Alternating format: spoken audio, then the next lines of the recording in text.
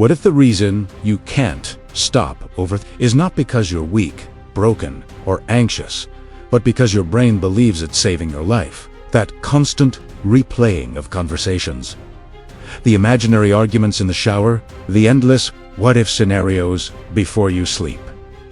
It feels like a flaw, but what if it is actually a survival response? Your brain was not designed to make you happy. It was designed to keep you alive. And for most of human history, thinking ahead meant surviving danger. If you could predict the threat, you could avoid it. If you could analyze the mistake, you wouldn't repeat it. Overthinking at its core is prediction. Somewhere in your past, your mind learned that being prepared meant being safe. Maybe mistakes were criticized. Maybe conflict felt unpredictable. Maybe love felt conditional. So, your brain adapted.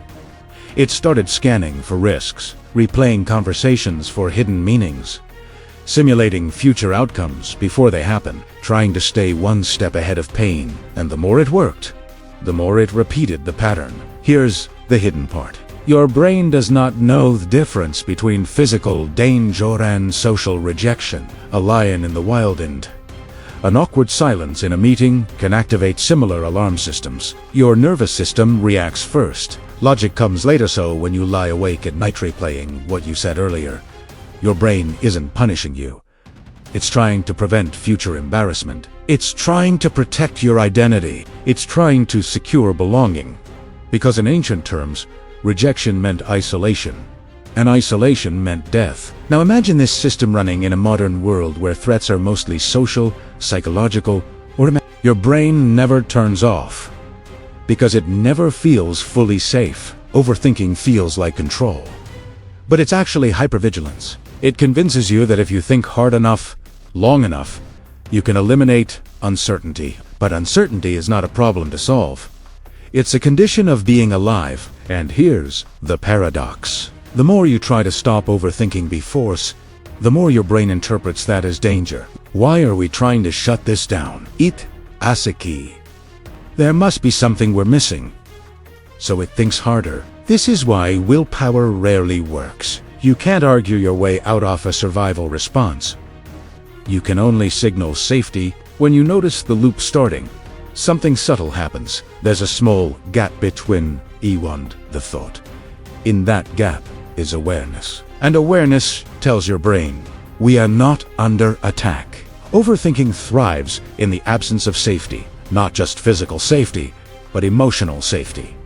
The safety to make mistakes, the safety to be misunderstood, the safety to not have everything figured out. When those feel allowed, the mind relaxes. You don't stop overthinking by solving every scenario. You stop by teaching your nervous system that uncertainty is survivable, that imperfection is not fatal, that silence is not rejection. Slowly, the brain updates. The loop weakens not because you defeated it, but because it no longer has a job.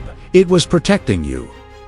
Now it can rest. So the next time your thoughts spiral, instead of asking, how do I shut this off? Try asking, what is my brain trying to protect me from? That question changes everything, because you are not broken. You are adaptive. And adaptation, when understood, can be If this perspective made you pause or helped you see your mind differently, consider staying with us. Subscribe for deeper exploration into the hidden patterns shaping your behavior. And tell me in the comments, when does your overthinking feel the strongest? Sometimes awareness is the first quiet step toward freedom.